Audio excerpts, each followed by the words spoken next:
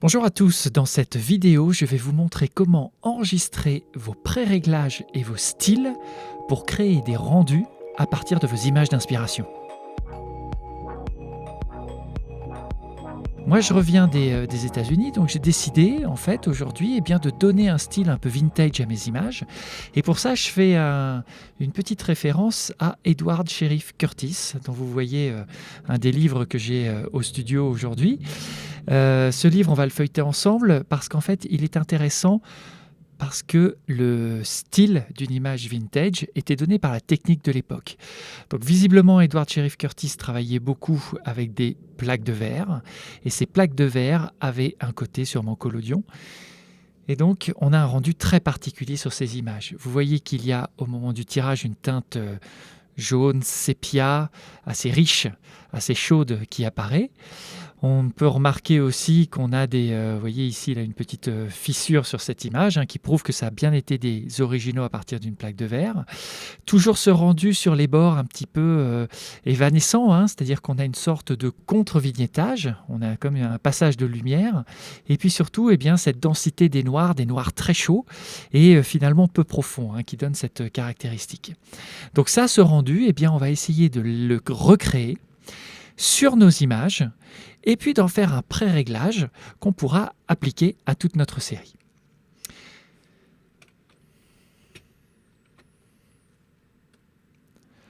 Donc la première chose qu'on va faire, c'est de se rendre dans Capture One 20, de créer un nouveau catalogue qu'on va appeler USA. Et ce nouveau catalogue, je vais l'enregistrer sur mon bureau bien évidemment, remettre ici dans l'espace de travail, remettre l'espace de travail par défaut pour qu'on ait bien la même présentation et commencer à importer des images. Ces images, je vais les importer depuis mon dossier bureau sur mon disque et j'importe toutes les images à leur emplacement actuel. Deuxième chose qu'on va faire, c'est trouver sur Internet maintenant une image d'inspiration. Cette image d'inspiration, on va la trouver sur Internet tout simplement, dans le dossier images. Et je vais tout simplement faire une copie d'écran de cette image. Et cette image, elle aussi, je vais l'importer dans mon catalogue.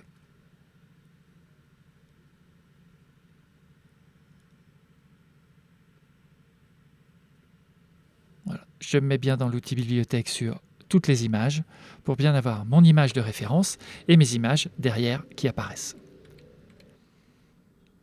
Je sélectionne donc l'image sur laquelle je veux travailler.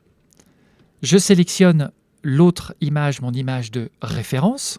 D'ailleurs, pour que ce soit plus simple, cette image de référence, je vais directement la définir comme comparaison.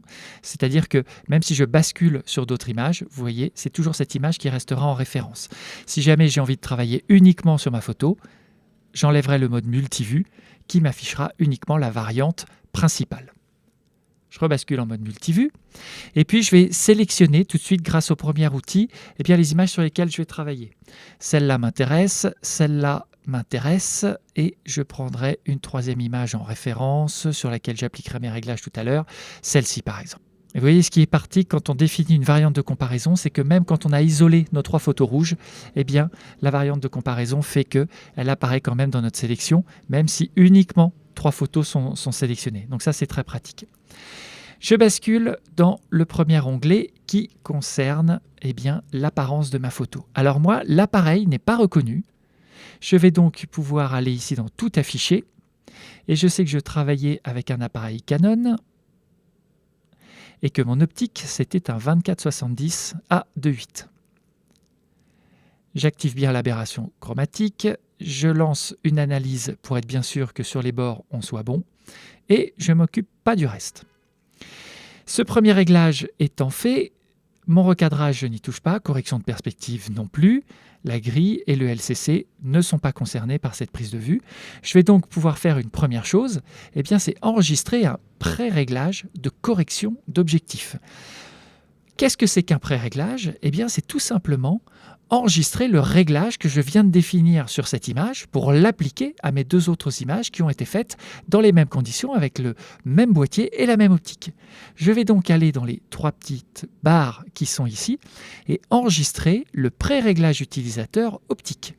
Il me propose, moi, d'enregistrer, ce qui est coché, c'est ce que j'ai modifié. Donc je lui demande absolument d'enregistrer ça comme un pré-réglage et je vais l'appeler mon pré-réglage USA. Tout simplement. Il va aller se ranger dans les corrections optiques et je fais enregistrer.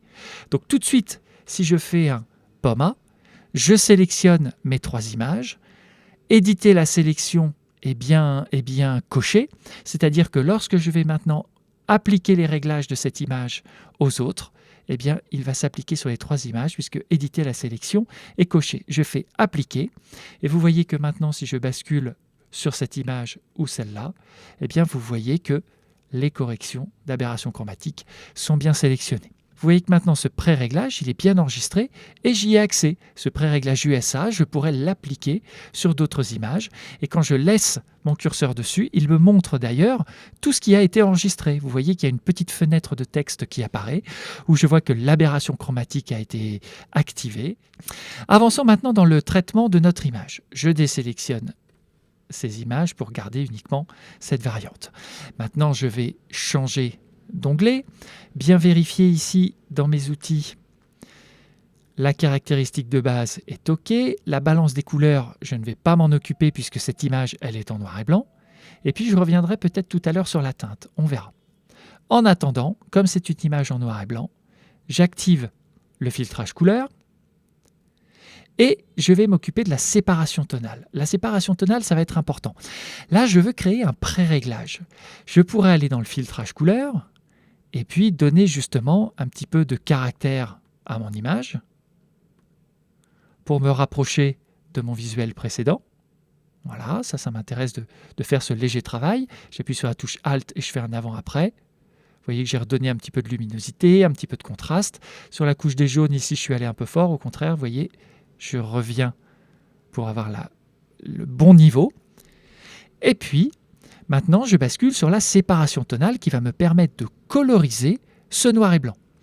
Je vais donc choisir une teinte pour les hautes lumières, un petit peu au hasard pour commencer, puisqu'il va falloir que j'applique maintenant une saturation pour avoir la bonne couleur, la bonne dominante pour la voir s'afficher. Je vais volontairement pousser ma saturation pour choisir maintenant efficacement la teinte des haute lumière. Vous voyez que là, je suis sur une teinte jaune-verte. Moi, je préférerais avoir quelque chose ici de beaucoup plus rosé. Si on voit les valeurs, vous voyez, il y a beaucoup de rouge dans la teinte de mon image de référence. Je vais donc pouvoir ici décaler mon curseur. Je pense être sur la bonne teinte ici. Je vais donc pouvoir maintenant baisser légèrement ma saturation. Je fais la même chose pour le travail dans les noirs. Le travail dans les noirs, lui, a l'air d'être un peu moins teinté. Alors c'est peut-être d'abord un aspect visuel, puisque l'œil a beaucoup plus de mal à décerner les dominantes dans les valeurs sombres. On va donc tenter. Je vais choisir la même teinte. Je vais taper ici 36.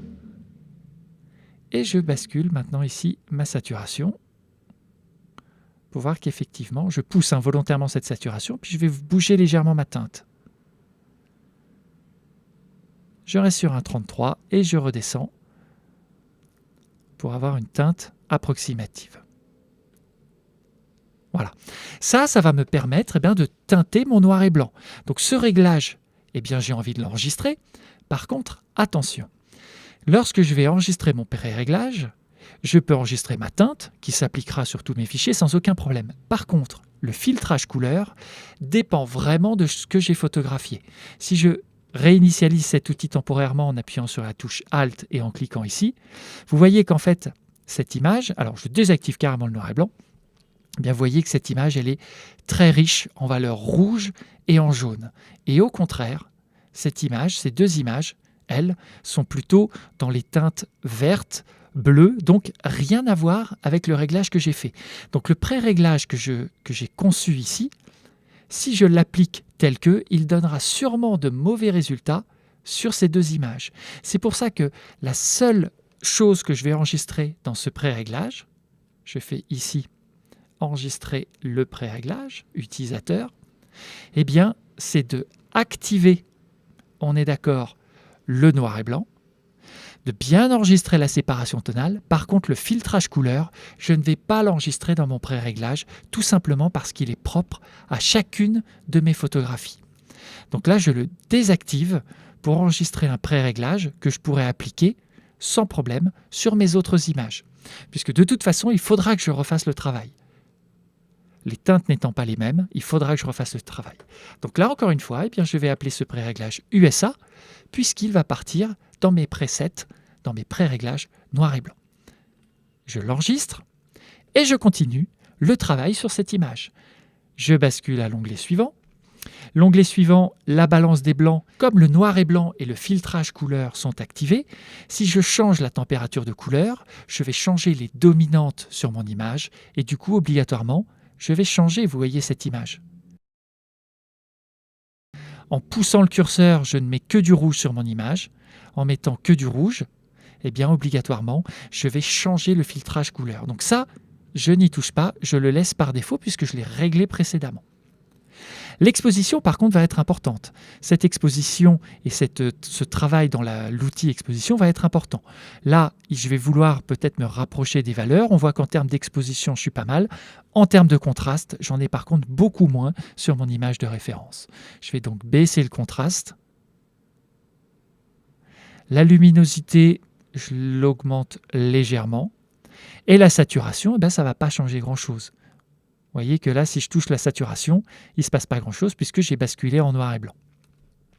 Par contre, ce réglage de contraste et de luminosité, je peux l'appliquer sur toutes mes images, d'autant plus que je n'ai pas touché à l'exposition. Comme je veux appliquer, vous voyez, ce contraste et cette luminosité un peu lumineux mais désaturé qui est propre à mon image de référence, ce sera cohérent sur toutes mes images. Par contre, l'exposition, moi j'ai peut-être envie de la changer à chaque fois en fonction de mes images. Si j'ai fait une image sous-exposée ou surexposée, je devrais le travailler séparément. Donc ça va être intéressant puisque lorsque je vais enregistrer le pré-réglage utilisateur, que je vais appeler USA à nouveau, ce pré-réglage utilisateur, vous voyez qu'il ne va pas concerner mon exposition. Donc si mon image possède déjà une exposition différente, lorsque je vais appliquer ce pré-réglage, je ne modifierai pas l'exposition existante. Regardez ici, mon exposition est bien de 0. J'enregistre ce pré-réglage USA. Et je vais tout de suite vous montrer sur cette image, que je trouve un peu claire, je vais baisser mon exposition. Pareil pour l'image suivante, que je trouve un petit peu claire, un petit peu surexposée. Je baisse un peu mon expo. Vous voyez que sur ces deux images, lorsque je vais appliquer mon pré-réglage d'exposition, contraste, luminosité vont être modifiés, mais l'exposition va rester intacte. Je vais ici, et je choisis donc mon pré-réglage USA que j'applique. Et vous voyez que l'exposition est bien conservée. Donc ça, c'est vraiment important. C'est quelque chose qui est primordial dans la création de vos pré-réglages et de vos styles. On continue le travail. Le travail qu'on va faire sur cette image, maintenant, il est très important, puisque vous voyez qu'une des particularités vraiment fortes de cette image de référence, c'est le travail sur les noirs, qui est vraiment, vraiment particulier. Pourquoi ? Parce qu'on a des noirs qui sont bouchés, mais qui en même temps n'ont pas beaucoup de densité, c'est-à-dire que les noirs sont assez faibles. Donc, je vais essayer de reproduire cet effet dans l'outil suivant. Dans le High Dynamic Range ici, vous voyez que je vais avoir tendance à crever un petit peu. J'augmente volontairement mes hautes lumières, mais c'est surtout dans les ombres. Voilà, ici. Vous voyez, je vais avoir tendance à boucher mes noirs, aller rechercher des hautes nuances ici. Donc, je veux des noirs profonds, et vous verrez pourquoi. Parce qu'ensuite, ces noirs, je vais les limiter grâce aux niveaux qui sont ici. C'est-à-dire que je vais mettre un niveau de sortie dans les noirs qui ne sera jamais dense. Vous voyez, je bloque à 20 pour l'instant. On verra si ça suffit ou pas. En tout cas, volontairement, je rajoute du noir, je renforce mes valeurs sombres, puisqu'on est bouché ici. Mais par contre, je limite le niveau de sortie, c'est-à-dire que ici, le noir maximum que je pourrais atteindre, il aura une densité de 20. Je peux rajouter même un petit peu ici, dans mes niveaux, un petit peu de noir. Donc volontairement, je bouche mes noirs, mais leur niveau d'affichage sera assez faible. C'est-à-dire que les ombres seront bouchées, mais que je n'aurai jamais un noir profond sur mon image. Et vous voyez tout de suite que, là, j'ai une petite différence de teinte qui s'affiche avec ce travail. Donc je vais enregistrer mon pré-réglage de High Dynamic Range, enregistrer le pré-réglage utilisateur que je vais appeler USA. Et pareil pour mes niveaux.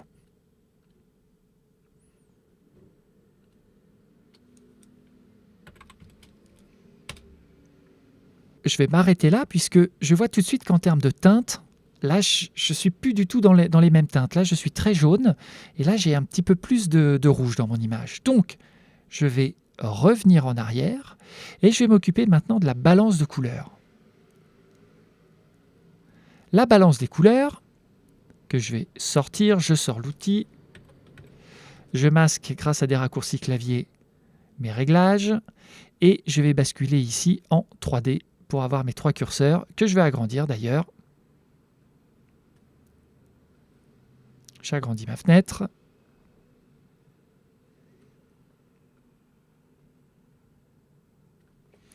Et je vais m'inspirer maintenant de l'image de gauche. Eh bien, vous voyez, je vais choisir ici une dominante, une teinte. En gros, j'ai envie d'avoir pour mes hautes lumières quelque chose d'un petit peu plus rouge. Et je vais pousser la saturation. Voilà, je suis même un petit peu, c'est pas tout à fait la bonne teinte.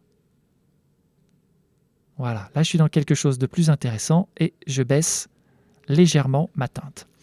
Pareil pour les noirs. J'ai des noirs assez jaunes ici. Je vais donc aller dans les ombres. Je vais peut-être les refroidir un petit peu. Vous voyez, en fait, elles sont un petit peu entre le jaune et l'orange. Je vais prendre la couleur complémentaire et pousser ma saturation.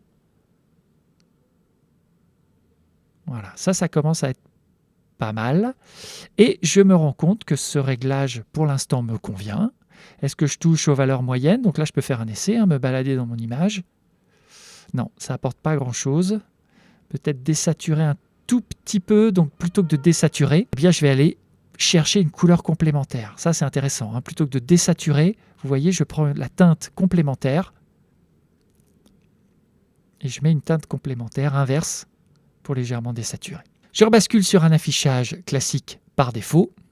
Et tout de suite, eh bien moi je vois qu'il me manque un peu des blancs dans cette image. Donc je vais donc retourner sur mon outil de niveau ici, tirer un petit peu sur les blancs. Pas mal de saturation encore dans mes hautes lumières. Donc là j'aurais peut-être intérêt à retourner sur mon outil de tout à l'heure et peut-être les baisser un petit peu. Vous voyez les réglages que je trouvais bons tout à l'heure, les pré-réglages que j'ai faits, eh bien rien ne m'empêche maintenant de revenir légèrement dessus. J'étais dans la séparation tonale, je vois que dans les hautes lumières je suis un peu trop teinté, j'hésite pas, vous voyez, à redescendre un petit peu pour avoir un réglage plus satisfaisant. Volontairement, ce pré-réglage, je ne le mets pas à jour, puisque vous verrez qu'en fait, une fois ce réglage complet, ces pré-réglages enregistrés, je pourrais générer un style. Donc, soit j'enregistre les pré-réglages les uns après les autres, soit à la fin, je génère un style. C'est ce qu'on va faire maintenant. Je continue mon travail. Je ne touche pas à la courbe. Par contre, je vais toucher à la clarté. Pourquoi à la clarté? Tout simplement parce que ces images sont d'une assez grande précision en termes de grains. Par contre, on n'a pas le piqué qu'on a sur un appareil numérique. Donc volontairement, je vais aller en clarté inverse, vous voyez, pour perdre un petit peu en précision d'image. Je vais mettre une sorte de velouté sur mon image, comme pour reproduire une sorte de tirage par contact. Par contre, tirage par contact est très précis au niveau du grain, donc je pousse ma structure. Ça, c'est quelque chose, je sais que ça marche à chaque fois. Je le fais ici, enregistrer le pré-réglage utilisateur et je l'enregistre sous le nom USA aussi. Le vignettage maintenant, on a vu tout à l'heure en feuilletant le livre, et bien que ces images, elles avaient tendance à avoir un vignettage négatif. C'est-à-dire au contraire, on avait tendance à éclaircir sur les bords nos images. Ça, même chose, je l'enregistre comme un pré-réglage utilisateur de vignettage.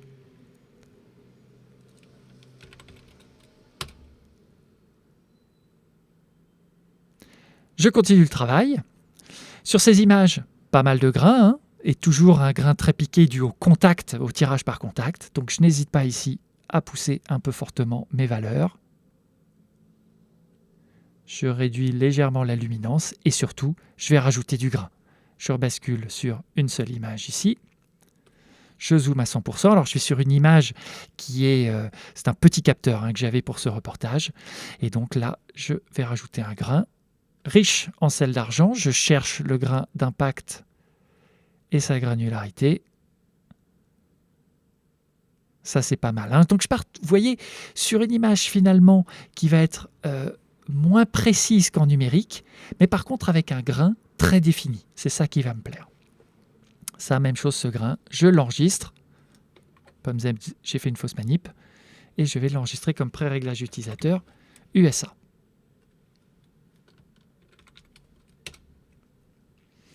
Dernière chose que je peux faire sur ce reportage, eh bien, vous voyez que c'est la correction des tâches. Pas mal de tâches ici sur mes images, mais je sais que là, je vais avoir un ciel. Ce ciel, vous voyez, c'est beaucoup plus visible là-dessus.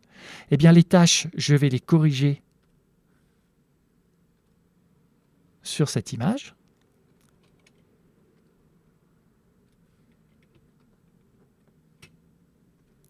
Par contre, ce réglage de suppression de tâches, il n'est pas cohérent avec toutes mes images, tout simplement parce que au fur et à mesure que je vais avancer dans mon reportage, eh bien, il y a des moments où des nouvelles tâches vont arriver, et puis de temps en temps, comme je nettoie mon capteur, eh bien, au fur et à mesure que mon reportage va avancer, je ne vais jamais avoir les mêmes tâches en fait.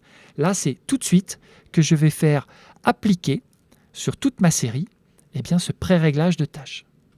Je l'applique, tâches et poussières, je l'applique et vous voyez que ce n'est pas un pré-réglage. Je n'ai pas la possibilité de l'enregistrer comme un pré-réglage, tout simplement parce que ce ne serait pas cohérent dans 6 mois de l'appliquer sur une nouvelle image alors qu'entre-temps, j'aurais eu le temps de faire beaucoup de tâches supplémentaires ou au contraire de faire nettoyer plusieurs fois mon capteur. Maintenant que ces réglages sont faits sur mon image de base, eh bien, vous voyez que j'ai finalement configuré tous mes pré-réglages qui vont me permettre de choisir cette image et de faire tout le process à nouveau pour réappliquer sur mon image eh bien, tous mes pré-réglages. J'avais appliqué une balance des couleurs sur cette image, donc la balance des couleurs, je peux l'appliquer directement ici. Je vais dans les 3, hop, et j'appuie sur balance des couleurs. Alors là, ça n'a pas de raison, c'est étrange parce que je ne reconnais pas ma balance des couleurs, c'est normal puisqu'il faut aussi que je fasse le même travail maintenant de remettre le pré-réglage USA. Et pareil pour tous mes outils. Vous voyez là, ce qui est ennuyeux, c'est que ça va être un peu long parce qu'il va falloir que j'aille rechercher tous mes réglages, tous mes pré-réglages, et ça va mettre un petit peu de temps. Et puis surtout, je risque d'en oublier, ou au contraire, eh bien, si j'ai toute une liste de pré-réglages, d'avoir du mal à retrouver le bon. Donc ce que je vais faire, eh bien, c'est tout simplement prendre mon image principale qui est ici, aller dans l'onglet Style et pré-réglages qui est ici, et je vais demander à Capture One, à partir de cette image, à partir des pré-réglages que je viens de régler sur cette image, eh bien de me créer un style. Qu'est-ce que c'est qu'un style? C'est tout simplement une addition de pré-réglages. Tout simplement. Je vais donc aller dans les 3 petits points qui sont ici et demander d'enregistrer le style utilisateur qui est là. Je clique et voilà tout ce que j'ai modifié sur cette image. Je vais donc repasser en revue toutes ces cases pour voir si elles sont cohérentes, ce qu'il faudra que je coche ou que je décoche sur différentes images. Dans l'exposition, on a vu que justement l'exposition n'était pas cochée, donc ça, je maintiens. Les courbes, c'est bon, la balance des couleurs aussi. Le filtre noir et blanc, tout va bien, j'enregistre bien. Filtrage couleur, on a dit que on le désactivait. Profil de l'objectif, ça c'est bon. Le profil suppression des poussières, alors suppression des poussières, je peux l'enlever puisque ce n'est pas cohérent sur mes autres images. Le vignettage, la netteté, réduction du bruit, grain, clarté, structure, tout est bon. Je peux enregistrer ici mon premier style. Et ce style, je vais l'appeler USA du nom de mon reportage, mais en même temps, je vais peut-être avoir envie de l'appliquer sur d'autres images. Donc il va falloir que je sois plus créatif, ou plutôt plus précis. Eh bien, je vais l'appeler mon style Curtis. Comme ça, ce style Curtis, je pourrais l'appliquer à d'autres images d'une autre série et il va bien s'enregistrer dans les styles. Je fais donc enregistrer. Je peux donc maintenant, sur mes 2 images suivantes ici, les réinitialiser. Et là, sur ces images, vous voyez, qui ne contiennent aucun style ou pré-réglage, eh bien, je vais pouvoir maintenant aller mettre un style utilisateur en décochant cette case. Et vous voyez que quand je passe dessus, il est appliqué à la volée. Je peux le cocher. Quand maintenant j'ai cliqué dessus, ce style est enregistré dans cette petite case et quand je le laisse dessus, voilà, la petite case de texte m'affiche tout ce que j'ai modifié dessus. Donc, je vous avais dit que maintenant, eh bien, par exemple, l'exposition n'avait pas été travaillée sur l'autre image. Et là, vous voyez, je vais pouvoir ajuster mon style, puisque le style, en fait, cette image en bas, elle manque un petit peu de noir. Eh bien, je vais aller en récupérer. Je retourne donc ici dans mes pré-réglages d'exposition. Et je vais regagner comme ça la densité qui me manquait. Je trouve d'ailleurs le réglage de teinte, de balance des couleurs un petit peu fort. Eh bien, je peux l'ajuster maintenant. Vous voyez qu'ici, sur les tons moyens, en enlever un petit peu. Et puis sur mes hautes lumières aussi, peut-être changer légèrement la teinte. Et on voit que les blancs mériteraient d'être retravaillés un petit peu et d'être tirés. Et ça, c'est vraiment propre à cette image. Voilà. Et donc, je vais annuler un tout petit peu aussi, baisser. Vous vous souvenez, puisque ça, je l'avais corrigé manuellement sur mon autre photo, mais pas sur mon pré-réglage. Et voilà. Et sur cette image, bien précisément, eh bien, je pourrais maintenant, par exemple, travailler une courbe pour affiner mon réglage.